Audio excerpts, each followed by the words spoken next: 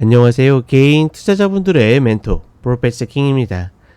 자, 기분 좋은 런치박스 출발해 보도록 하겠습니다. 자, 오늘은 우리 시장은 6월 동시만기죠. 시장 전반적으로 매수 포지션이 좀 더 강한 모습을 보여주고 있기 때문에, 그러니까 좀 더 정확히는 매도 포지션이 없기 때문에 매수 포지션이 좀 더 유리하다, 뭐 이렇게 좀 표현을 드릴 수 있고, 다만 오늘 갭 상승이 나오다 보니까 뭐 시장이 그 이후에 좀 탄력적으로 가거나 이런 모습을 보여주진 않고 있는 모습입니다. 재밌는 거는 모닝 브리핑 때도 계속 이야기 드리지만 이런 케이스가 흔하지 않아요. 즉 시장이 아무리 좋은 방향으로 움직인다 하더라도 일정 부분 매도 포지션이나 매도하는 흐름들이 나와야지 정상인 건데, 지금 시장은 그런 것들이 별로 없기 때문에 여전히 그래서 매수 플레이어가 해보고 싶은 종목들 하는 데는 별 문제 없다라고 계속 이야기를 드리는 거다. 이제 그런 부분들을 잘 참고하시고, 제가 이 이야기를 드리는 이유는 이제 분명히 얘네들이 영원히 매수 포지션만 갖고 있진 않을 거란 말이죠. 언젠가 이제 매도 포지션을 구축할 텐데, 모닝 브리핑 때 이제 그 이야기가 나오면 반드시 그간의 어떤 좋았던 흐름에 취해가지고 분위기가 바뀐 걸 감지 못해가지고 여전히 똑같은 방식으로 들이대는 거 하면 안 된다라는 거 이야기 드리는 부분이고, 뭐 아직까지 제가 봤을 때는 종가로 가는 흐름에서, 즉 종가 동시효과로 가는 흐름에서는 아직까지 매수에 좀 더 우위가 있다, 뭐 그 정도로만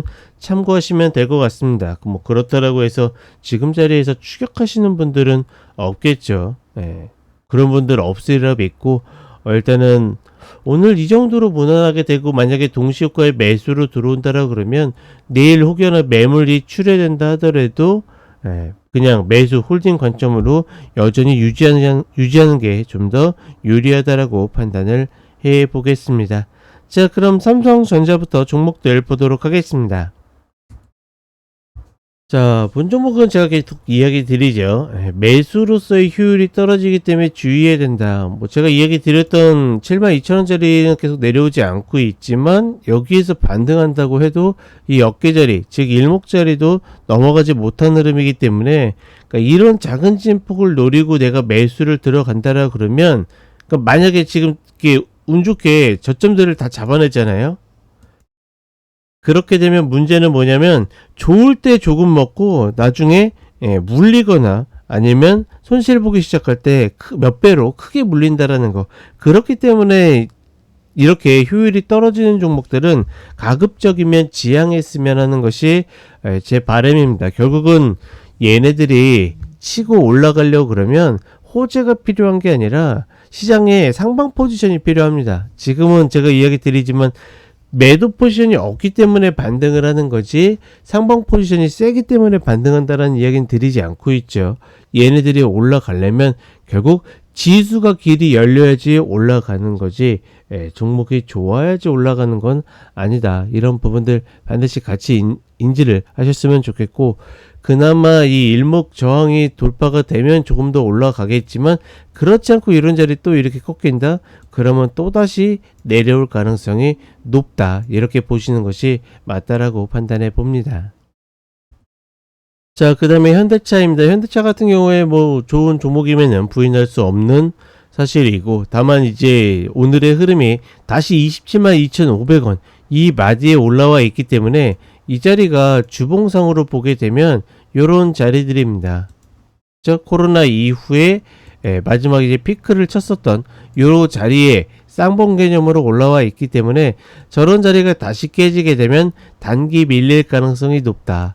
그나마 이제 뭐 다시 잡는다라 그러면 이렇게 올라왔을 때 122평 요런 리바운드 한번 노려볼 수 있는데, 사실 이런 진폭을 노리는 거는 그동안에 여기든 뭐 그전이든 먹은 게 있는 분들, 즉 기존에 매수해가지고 수익이 있는 분들이 할 수 있는 영역이지, 그렇지 않은 첫 매수자의 영역은 아니다라고 판단을 해봅니다.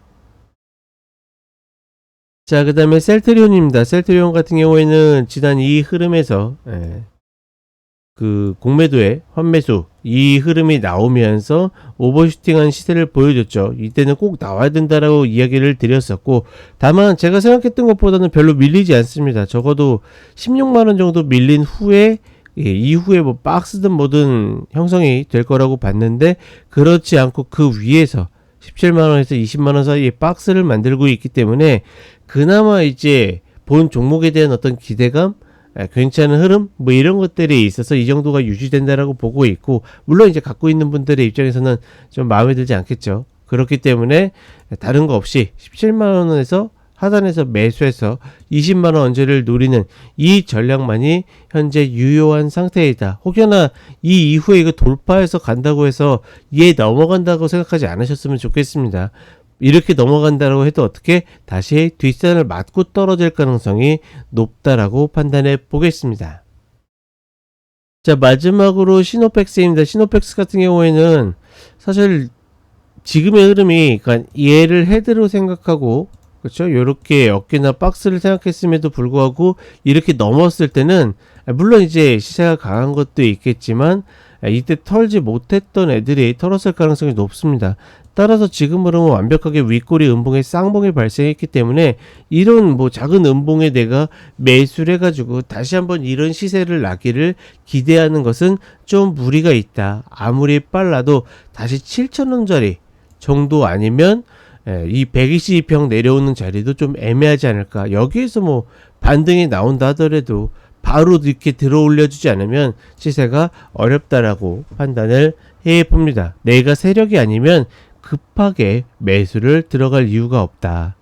자, 이렇게 이야기 드렸고 저는 4시에 쇼츠로 다시 찾아뵙도록 하겠습니다.